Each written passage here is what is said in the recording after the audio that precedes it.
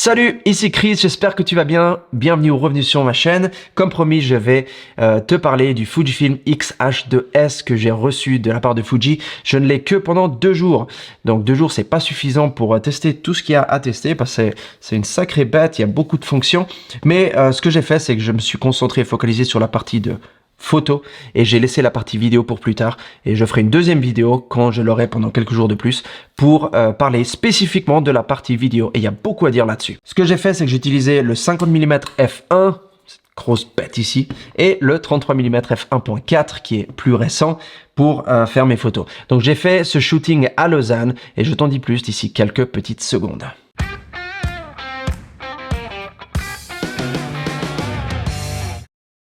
La grosse fonction, la grosse chose qu'ils ont promu, c'est le fait que tu peux faire 40 photos par seconde. C'est énorme, et ça c'est de façon électronique, mais si tu prends l'obturateur mécanique, tu peux aller jusqu'à 15 photos par seconde.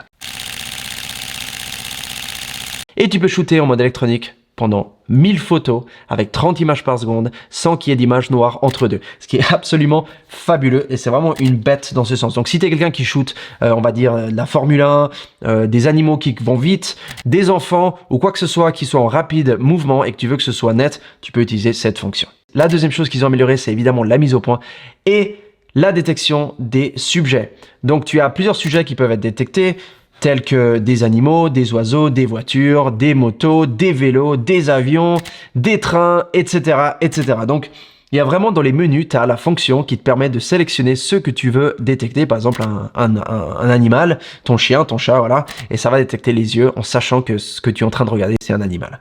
Donc ça, c'est génial. Il y a une chose que j'ai beaucoup aimé. Quand on était à Lausanne, bon, il y a le Tour de France qui passait ce jour-là, donc ils ont fermé toutes les rues, c'était très difficile d'y arriver, mais bref. J'ai demandé au modèle si elle pouvait aller vers un mur, donc elle a traversé une route, un carrefour, et je me suis dit, je vais faire une photo de dos. Alors j'ai mis l'appareil sur mon œil, et là, il y a eu un rectangle qui s'est placé sur mon modèle automatiquement, et qui l'a suivi tout du long, et toutes les photos que j'ai faites étaient nettes. Donc voilà, c'est quelque chose qui est vraiment, je pense, un plus. Ça t'évite de devoir à chaque fois mettre à point, faire la photo. Alors moi, je suis un petit peu vieux jeu et vieille école, comme on dit, dans le sens que je mets au point et ensuite je recadre pour faire ma photo. J'utilise beaucoup Leica, évidemment. Donc ça, c'est un petit peu la façon dont tu utilises ce genre d'appareil manuel. Mais voilà, maintenant, il y a cette fonction de détection qui n'est pas mal du tout. Et je dirais que 70% de mes photos ont été réussies, étaient nettes au niveau de la mise au point automatique. L'IVF a été lui aussi amélioré avec 5,76 millions de points. Il faut l'essayer pour comprendre ce que ça fait, ce que ça veut dire. Je veux dire, c'est une qualité qui est tellement élevée que ce que tu regardes à travers ce petit écran, on dirait que c'est la vraie vie. Et il y a vraiment zéro retard de rien du tout en fait. Et quand tu as commencé comme moi par le XT10 en 2014 ou 2015, tu vois vite la différence entre les deux et c'est frappant. Et c'est un plaisir d'utiliser cet IVF. En termes de stabilisation, le boîtier a 7 stops 10 bis.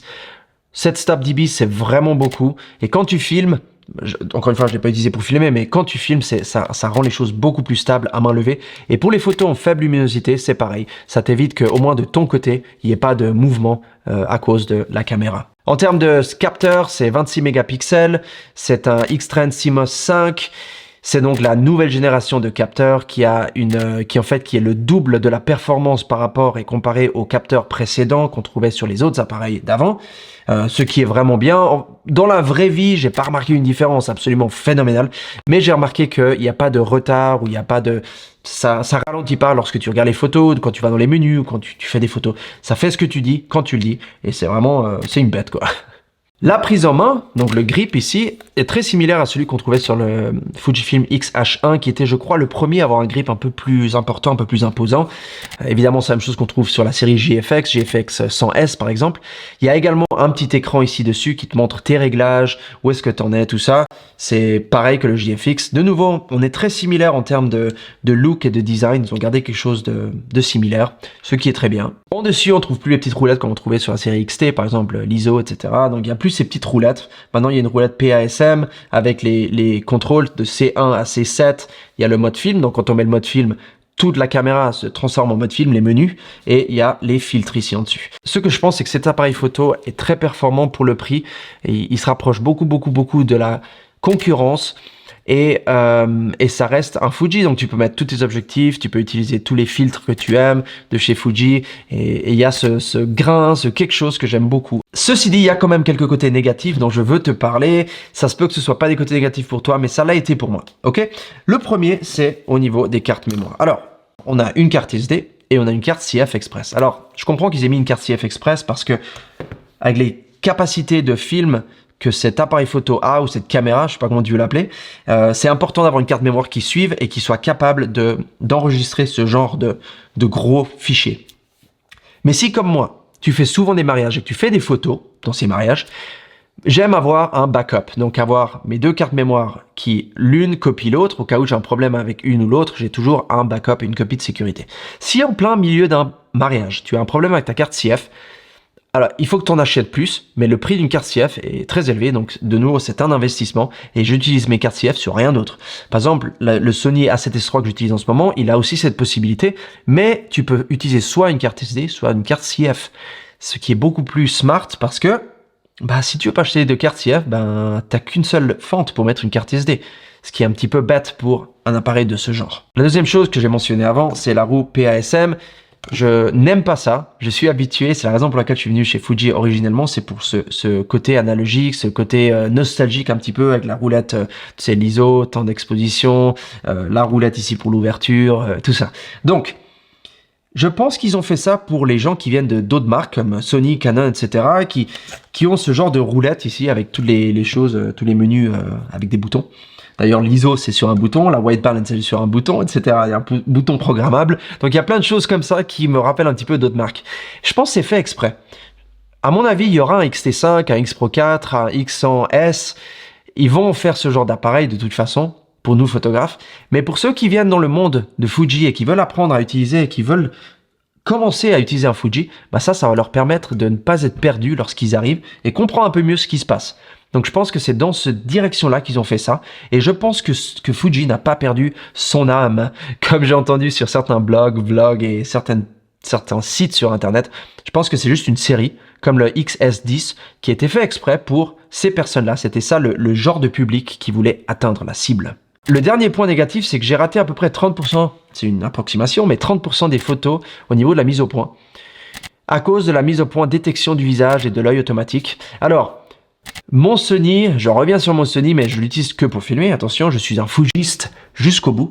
Mais si je dois mettre au point, le petit carré autour de mon œil ne me lâche jamais. Je peux vraiment bouger dans tous les sens, sauter, me jeter, faire ce que je veux. Le petit carré reste sur mon œil, peu importe ce qui se passe. De temps en temps, il détecte juste le visage, mais vraiment comme ça, voilà. Alors que lui, souvent, il perdait en fait l'œil. Pour aucune raison valable, parce que j'avais une bonne luminosité, j'étais en plein jour, il faisait beau, le modèle n'avait rien devant le visage, donc il n'y avait aucune raison pour laquelle ça ne devrait pas détecter et vraiment être collé sur l'œil lorsque je fais mes photos. Donc voilà, c'est quelque chose qui peut être, je pense, amélioré encore, mais bon, là je rentre dans les détails, dans les spécificités, parce qu'ils ont vraiment fait un bon job.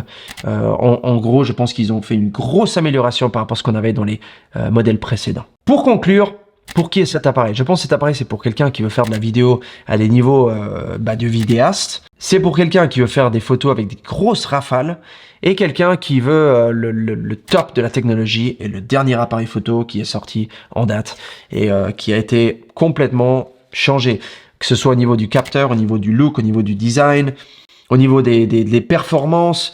Je pense que ça va durer beaucoup d'années. Il a une batterie similaire. En fait, c'est la même que celle du XT4 qu'on trouve sur le GFX 100S, etc. Donc, vraiment, là, on bouge sur une nouvelle phase pour Fuji. Et voilà, donc, si tu es quelqu'un qui apprécie ce genre de technologie et de spécificité et de technicalité, c'est l'appareil pour toi. Je t'en dirai plus dans ma prochaine vidéo, là où je testerai les fonctions vidéo spécifiquement. Mais d'ici là, redis-moi ce que tu en penses, que c'est une caméra que tu achèterais ou pas. Écris ça dans la section des commentaires ci-dessous. Et je te retrouve, comme d'habitude, tout bientôt dans ma prochaine vidéo. Prends soin de toi. Ciao.